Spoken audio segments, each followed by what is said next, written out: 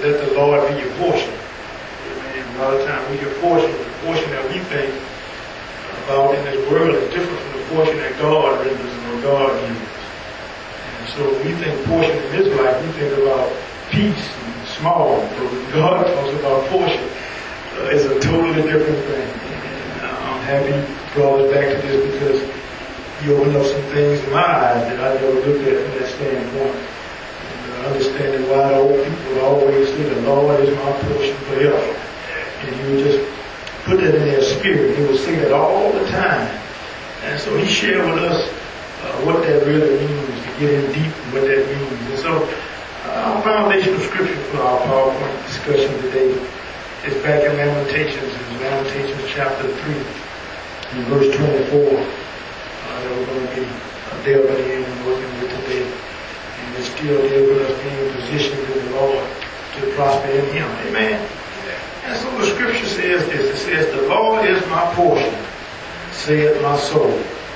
Therefore will I hope in Him. Amen. And it simply said that this is what Jeremiah was dealing with after he had gone through all these things.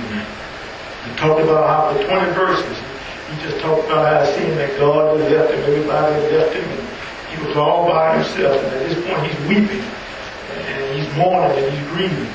But God reminds him of who he is. And when he gets to this point, he says, the Lord is my portion. And he says, saith my soul. His inner man is speaking now. And he says, therefore will I hope in Him. Amen. And so when we looked at portion, and we looked at it from a Hebrew context perspective, and what it means in that word and in that language, the Lord opened up some wonderful things to us. Amen. And so in the Hebrew context, it means this. It means an allotment, it means an allowance, or it means an apportionment. And you always hear when you come up at a certain time, when you grow up at a certain point in life, you hear young people saying, well, they want their parents to give them an allowance. An allowance is just something that allows them to be able to buy some things and purchase some things and do some things on their own. And it's just getting them to the point so that when they become older, they know how to manage and take care of things by themselves. But at some point, allotment also means this. When you think about the allotment, apportionment, they're talking about the legislature, they're talking about Congress, and they're talking about the funds. And right now with the storms and all of the wildfires and everything going on in California, the Congress is going to have to vote, and they're going to give an allotment to help those people recover from all the things that's going on. So basically, the funds that they don't have to address it, those funds are being extended to them. Even though they don't have it, they do have it. And so even though they may say, well, I don't have the money on my own to do it, the government is saying, well, look, we have the money, so we extended it to you so that you can take care of it. In some instances, it's going to be money that just given, they don't have to pay back. Some of it's a loan that they have to pay back. But when you look at it from a special standpoint, when God does it, it's something that He's given and extending to you, even though you haven't really done anything to deserve it. But He's given it to you anyway. And so He's giving you something that you're going to receive. It also means this. It means deal. It means distribution. It means inheritance. And it means part. And so the wonderful thing about that is, from the moment that we're born into our family, as children, as descendants, we're heirs to what our parents and great-grandparents have gotten and brought forth. And so everything that they have, based upon the fact that we're descendants, we become the recipients and we receive those things from them that they give to their children once they leave here. And even to the standpoint where they're still here. There are things that we get and receive to our parents because we're their children. And it's not anything that we work for. It's not anything that we've done anything for. It's just simply because of the biology and the bloodline we receive. And he pointed something else about to me when you talk about distribution. You always look at this. In every business, if you don't have a distribution center, you can't survive. And so you can make a product, but if you can't distribute it, it doesn't do you any good. And so you see right now, even with the midst of everything going on in Houston and other places, one of the players was saying, well, there's certain products they're going to sell because the distribution network, well, they may be able to get what they need to sell to the people that cook the food, it's been cut down. And so until that distribution network comes back, what they can do. And so God is saying there's no limit in who we go into what he can do because he's our distribution network. So regardless of what we need or what we require, he's always there and his distribution network is never cut off. And so you look at the thing about deal and open this up too. The one major thing you always think about, you always see sure let's make a deal. Somebody's trying to get something.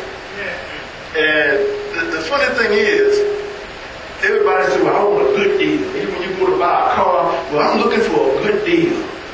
And here God is saying, I'm your deal. And so you think about what the older people would say. And we say, there's nothing and nobody better than God. And we used to say this, you can't beat God here. You can't, there's nothing. And so God is saying, I am the best deal you're going to find. There's no deal better than him. And so not only does it mean he's the best deal, but when somebody's dealing something, that means once again, they're distributing it out. And they're giving it out to somebody. It's not something that they're buying, it's being given to them. When people, a lot of times, they go into commodities and those type of things, they don't have to go there with a check, they don't have to go there with money. But because they meet the criteria, they receive it for nothing. Simply because they meet the criteria. And God is saying, simply because we meet the criteria of being faithful to him, and he's being faithful to us, he distributes to us. No questions asked, nothing to deal.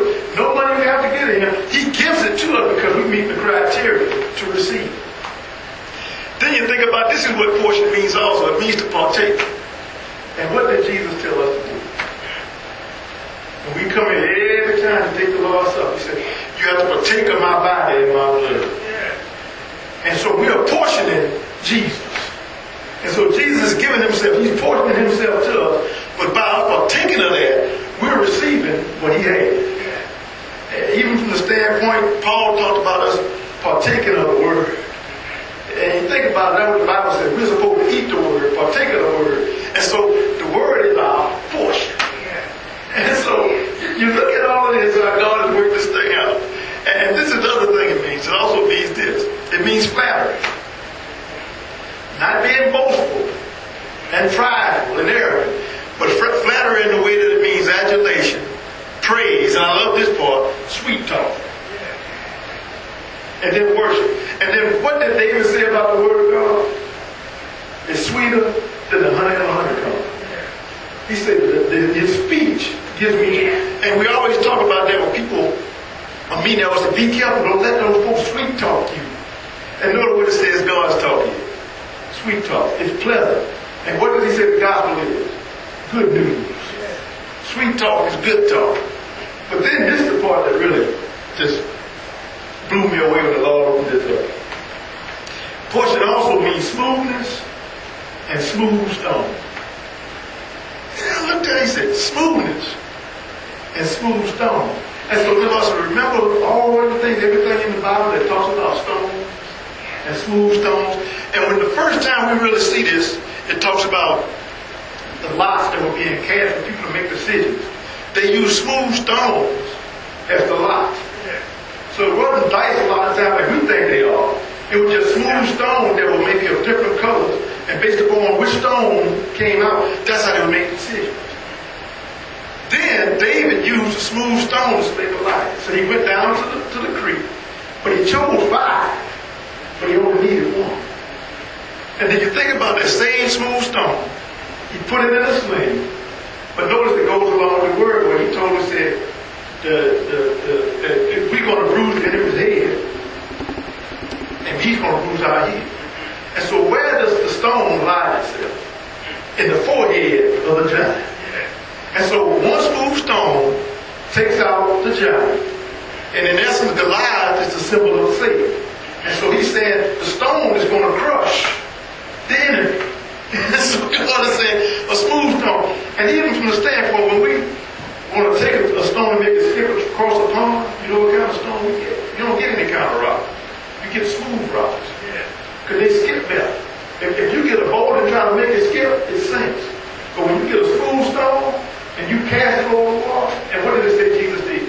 He walked on the water. It's like that stone is walking on the water. Then it says this. Jesus is the chief cornerstone. Then notice what Jesus called Peter. He said, Simon, your name shall be Peter, which means stone. Then he said, upon this rock I shall build my church. What rock is he talking about? Faith.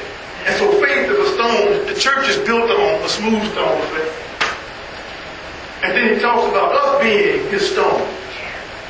And so you notice how he says that. So the portion is saying we are his portion. So not only is he our portion, but we are his portion. He talks about the lots and the casting of lots and all these things with the priest and being given lots to. All of these things relate to the portion that God has set for us and who he is to us.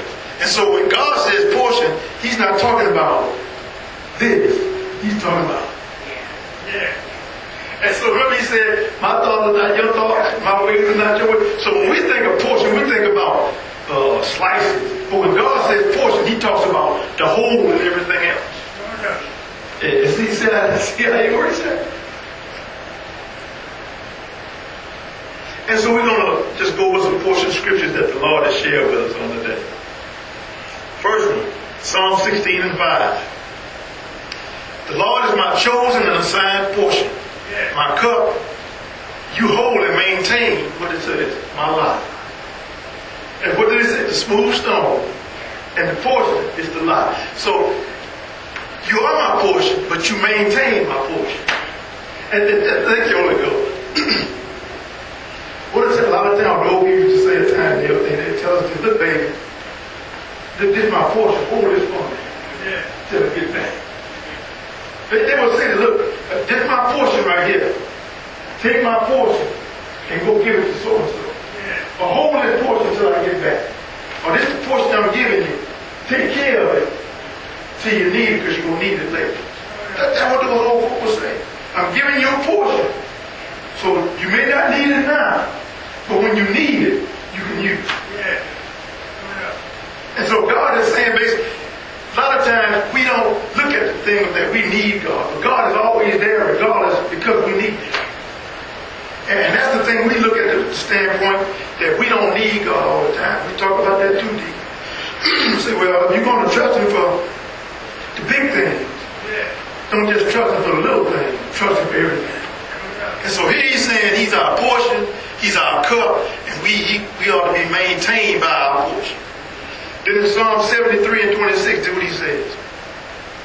My flesh and my heart may fail, but God is the rock and the firm strength of my heart and my portion forever. That's where the song comes from. God is the joy and the strength of my life. Moves all pain, misery, and strife. Promise to keep me, never to leave me, never ever come short of His word. He's my strength and my portion forever. And so look how He's doing this. We may get weak, we may fail, but the portion never fails. The portion never goes away.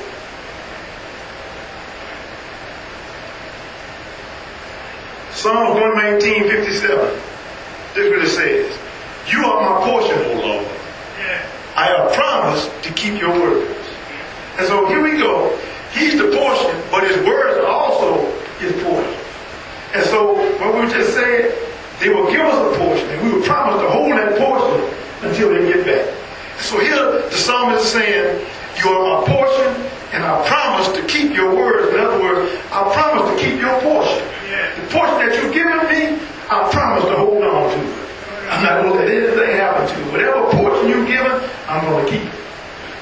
But think about this. If you keep bringing in portions over time, small portions, they get larger, and it gets to the point that you can have so much portion that you run out of room to hold. And what does he talk about his blessings? The showers, he's going to shower down the blessings. He's going to give us so much that we won't be able to receive it or have a place to put it. God is wonderful. Psalm 142 and 5. He said, I cried to you, O Lord. He said, I said, you are my refuge, my portion in the land of the living. Now that caught my eye too. Notice he said, you are my refuge, my portion in the land of the living. So that tells us the dead don't have refuge. The dead don't have portion.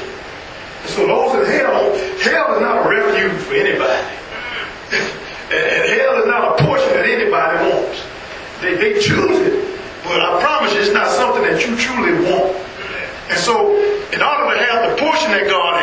be a refuge that God has, you have to be in the land of the living, not from the standpoint of just being a living physical person, but spiritually alive. Yeah. And when you're spiritually alive in God, He's your refuge and He's your portion. That's why a lot of people, when they don't have the Lord, you always hear them saying, something is missing. I have all this stuff, but I still feel empty. I still feel like I'm alone. I still feel like I'm by myself. I need something. It's not something, it's someone. And if they have God, He feels all of that emptiness. He feels it all. Ecclesiastes 5:18 and 20. Solomon, after he did all those things, this is what he came to, this final understanding. He says, behold, here is what I have seen to be good and fitting. Yeah. To eat and drink and to find enjoyment in all the labor in which he labors under the sun during the few days of his life which God gives him.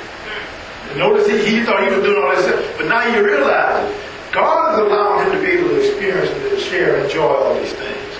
He says, for this is his allotted reward. In other words, this is his portion. That God allows him to be able to do those things and to labor and enjoy the few days that he has.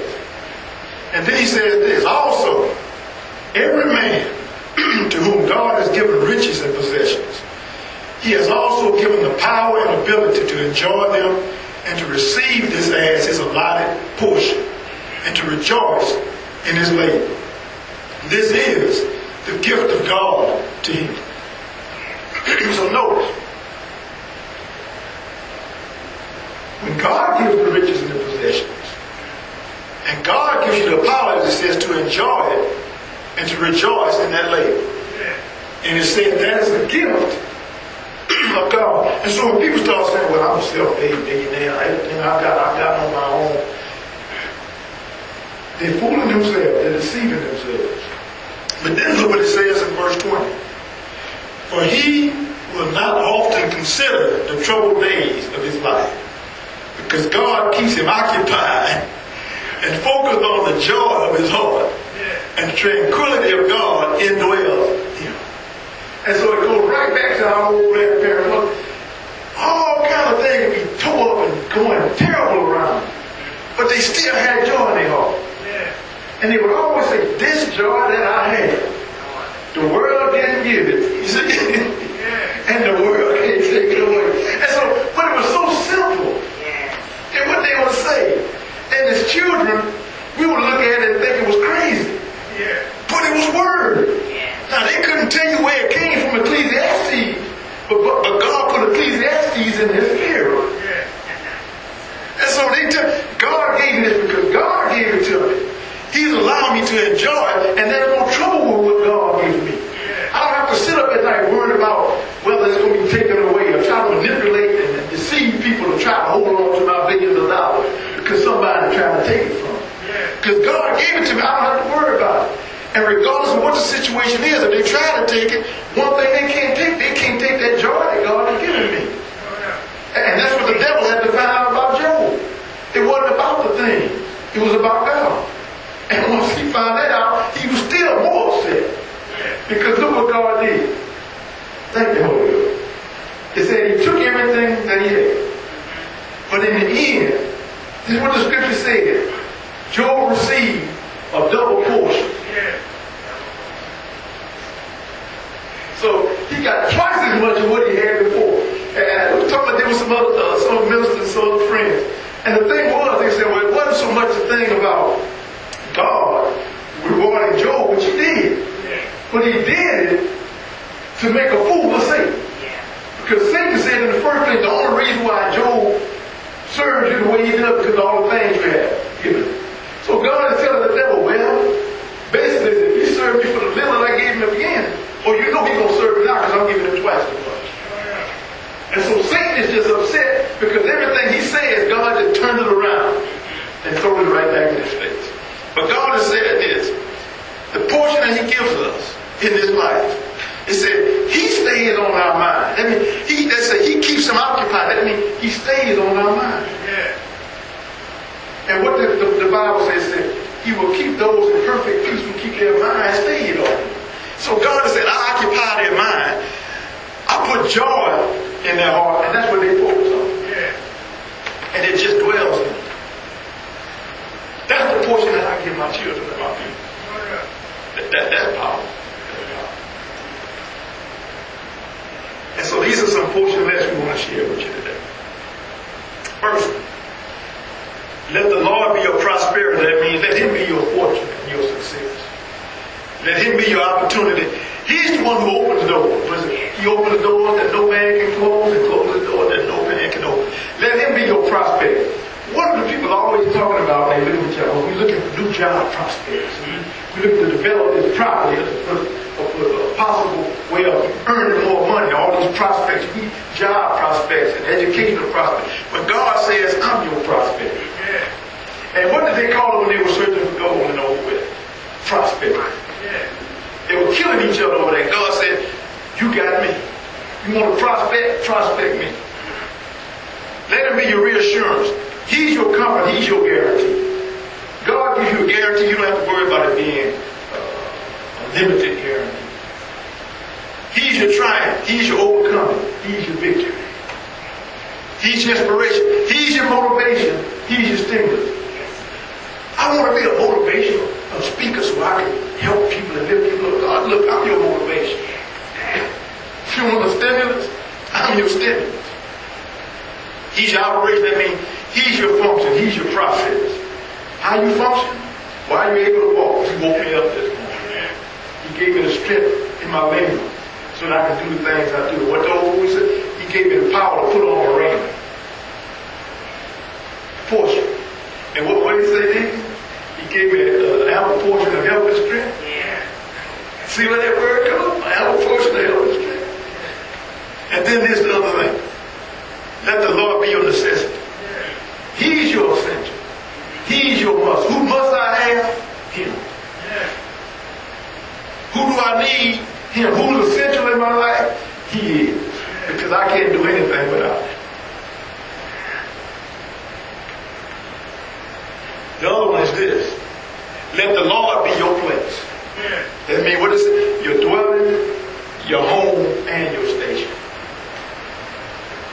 Everything you do, let Him be there.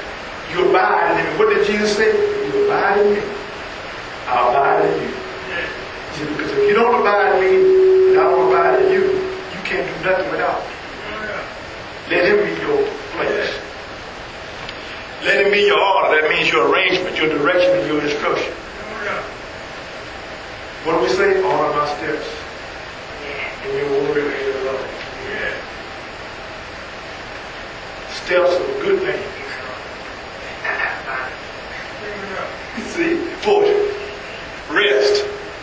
And in this case, rest means the excess, the remainder, the surplus. Well, I did all I can do. Let God take care of the rest. What's He going to do? Well, God will handle the rest of it. Everything I can do, I've done. What the doctor said, well, we did all we can do. The rest of it got to be in God's hands.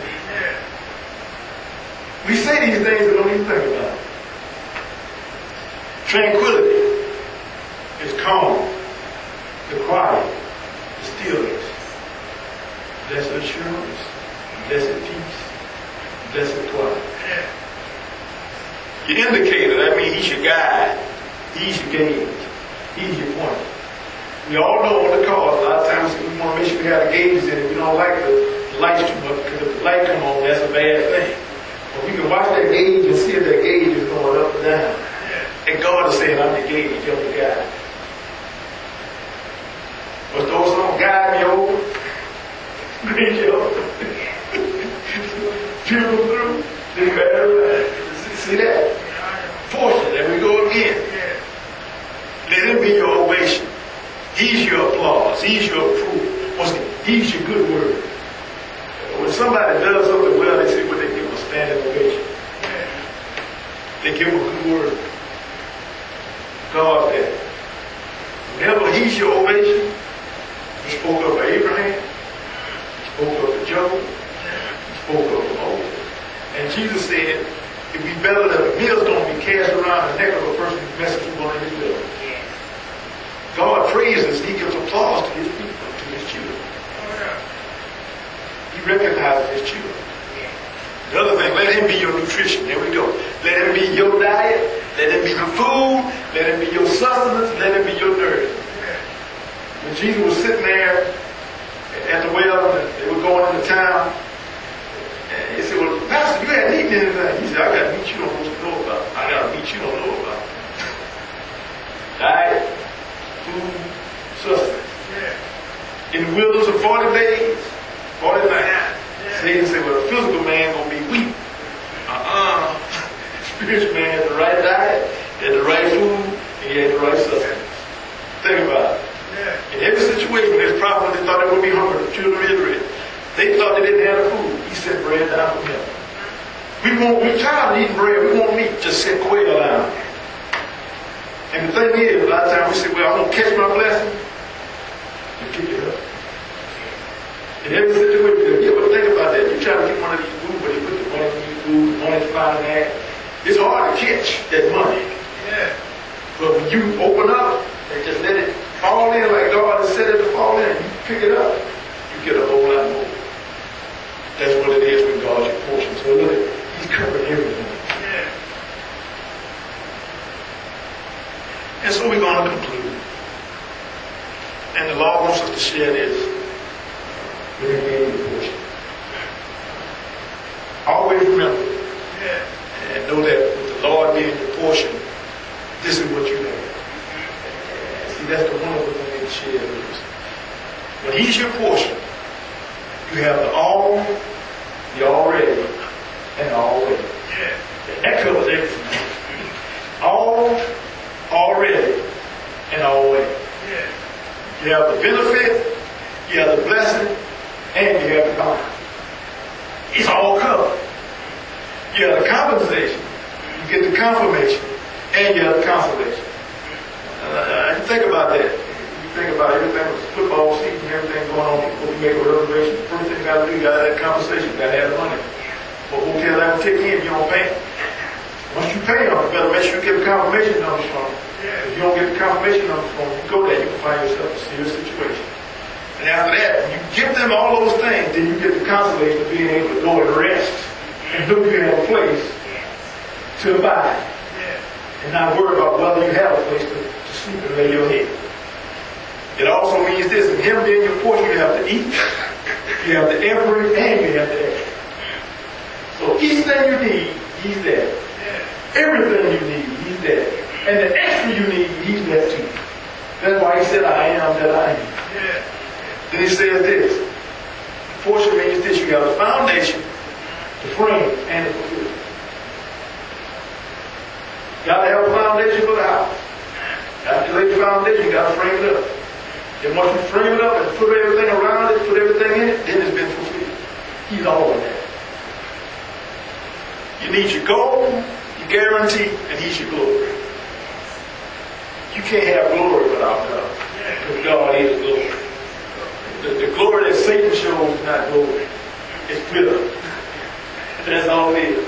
It shines for a little while, but if the wind comes along, it blows it all away. You put as much glitter on you as you want, but if the wind comes along, you can blow it away and you can wash it away. You can't wash God's glory, you can't blow it away either. And him being your portion, that means you had a receipt, the reservation, and the reward.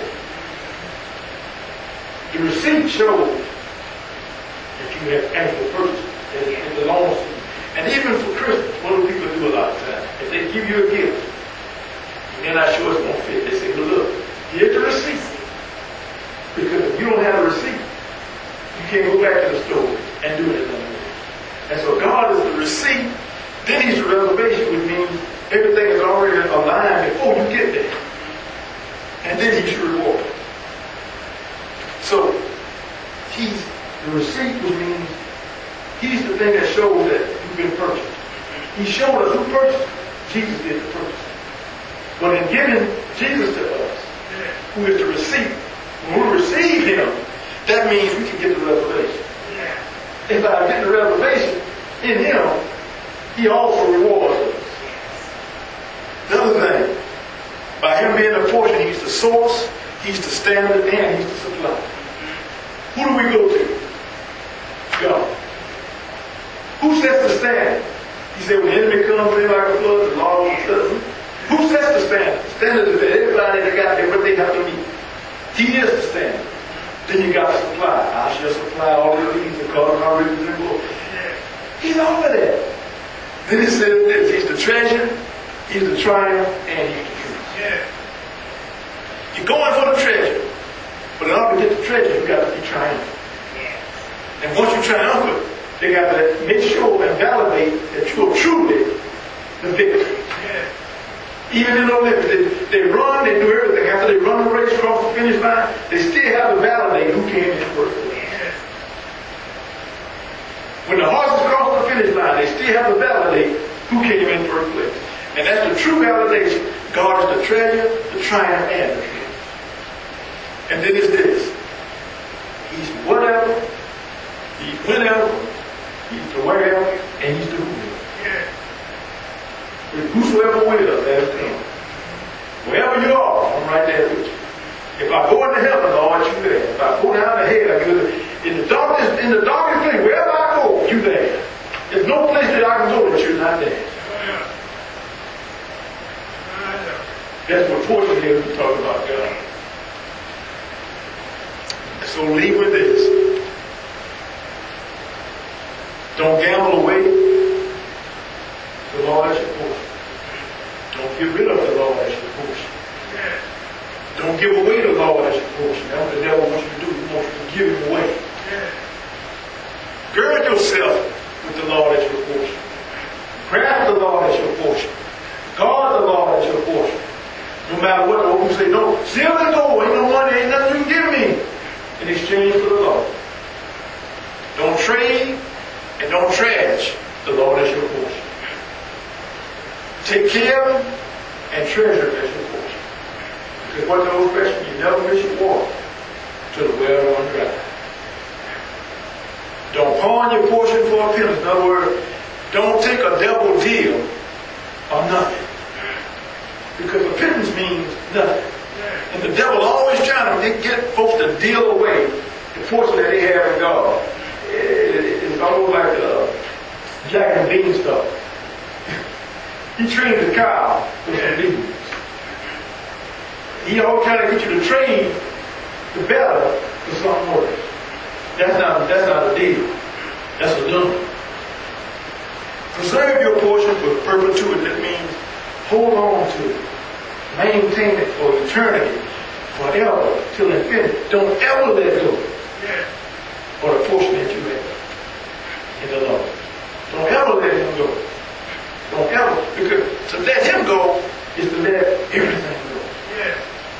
And if you let everything that he is go, that means you turn it in for nothing. And what happens? You become nothing. And you notice how you can tell? Because the devil always comes at you with that. When he comes at people and try to kill them with suicide, you ain't nothing. When people try to come to take it down, you ain't nothing. But then God said, you everything. You're precious to me. You're precious to me. He doesn't say that. You're my portion. And so, Lord, not only am I your portion, but in return, you're my portion. In other words, you're my everything, and I'm your everything. And the old Christian would say that. He's my everything. He's everything to me, and I'm everything to him. I love him with all my heart, because he loved me with all his heart.